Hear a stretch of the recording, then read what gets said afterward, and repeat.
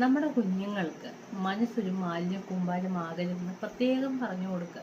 വേണ്ടാത്ത ചിന്തകൾ ചെറുതായിക്കോട്ടെ വലുതായിക്കോട്ടെ, പേരൻസൊക്കെ ഒരുപാട് നല്ല കാര്യങ്ങൾ ചെയ്യുന്നു, അല്ല ഏതെങ്കിലും ഒരു കാര്യം നമ്മൾ ചെയ്യാൻ മറന്നുപോയി അതോർത്ത് നമ്മൾ ദുഃഖിച്ചുകൊണ്ടിരിക്കുക. എന്ന് വെച്ചാൽ മനസ്സൊരിക്കലും അത് നമ്മൾ പ്രത്യേകം മനസ്സിനെ നമ്മളൊന്ന് ശ്രദ്ധിക്കാനും നമ്മുടെ കുഞ്ഞുങ്ങളെ ചെറുതിലേ പഠിപ്പിച്ചു കൊടുക്കുക. എന്തൊക്കെ നെഗറ്റീവ് തോട്ടുകളാണ് നമ്മളിൽ വരുന്നത്. അപ്പോൾ നമ്മളൊരു മുറവാകുമോ, നമ്മളൊരു അരിപ്പയാകുമോ, കുട്ടികൾക്ക് പറഞ്ഞു കൊടുക്കുക. പണ്ടൊരു രാജ്യത്ത് നടന്നൊരു കഥയാണിത്. ശിഷ്യന്മാർക്ക് വീട്ടിലേക്ക് തിരിച്ചു പോകുമ്പോൾ ഒരു പണ്ഡിതൻ അദ്ദേഹത്തിൻ്റെ വിദ്യാർത്ഥികൾക്ക് മുറവും അരിപ്പയും കൊടുത്തിരുന്നു.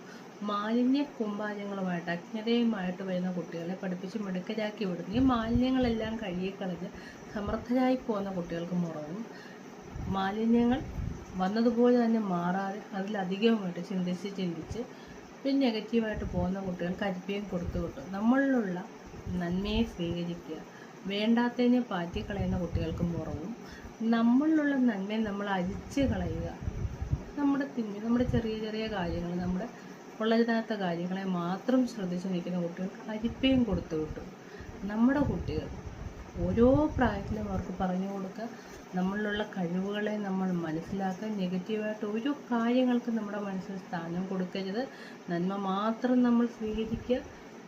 എപ്പോഴും പോസിറ്റീവായിട്ടിരിക്കാൻ പോയി എന്തെങ്കിലും ഒരു നെഗറ്റീവ് തൊട്ട് നമ്മുടെ വിഷമങ്ങൾ, വേണ്ടാത്ത വിചാരങ്ങൾ, വേണ്ടാത്ത വാക്കുകൾ, പരിഹാസങ്ങൾ എന്തെങ്കിലും ഉണ്ടെങ്കിൽ അത് നമ്മൾ കൂട്ടി വെച്ചാൽ നമ്മളിലുള്ള അവശേഷിക്കുന്ന നന്മകളെ അല്ലെങ്കിൽ ഒരുപാടുള്ള നന്മകളെ നമ്മളങ്ങ് അരിച്ച് കളയുകയാണ് ചെയ്യുന്നത്. തിന്മ മാത്രം നമ്മൾ കുറേ മാലിന്യത്തിൻ്റെ കൂമ്പാരം നമ്മുടെ ഹൃദയത്തിൽ അല്ലെങ്കിൽ നമ്മുടെ മനസ്സിൽ കൂട്ടി വെച്ചാൽ നമ്മൾ ആ മാലിന്യം കൂട്ടി വെച്ചാൽ ഉണ്ടാകുന്ന ദുർഗന്ധം എന്താണ്? മനസ്സൊരിക്കലും ഒരു മാലിന്യ കൂമ്പാരമാകരുത്. വേണ്ടാത്തതിനെ നമ്മൾ സ്വീകരിക്കരുത്. നമ്മളുള്ള നന്മയെ നമ്മൾ ഒഴുക്കിക്കളഞ്ഞാൽ എന്താവും സ്ഥിതി? അപ്പോൾ നമ്മുടെ മനസ്സെപ്പോഴും പോസിറ്റീവായിട്ടിരിക്കുക. മുറത്തിൻ്റെയും അരിപ്പയുടെയും കഥ ഇതിലും ഭംഗിയായിട്ട് നിങ്ങളുടെ കൂട്ടുകാർക്ക് പറഞ്ഞു കൊടുക്കുക. B positive, B cool. എപ്പോഴും മനസ്സിൽ ഒരു നെഗറ്റീവ് തോട്ടും വരാതെ എപ്പോഴും പോസിറ്റീവായിട്ട് മുന്നോട്ട് ജീവിക്കാൻ കഴിയുന്ന രീതിയിൽ നമ്മുടെ കുട്ടികളെ പ്രാപ്തരാക്കുക.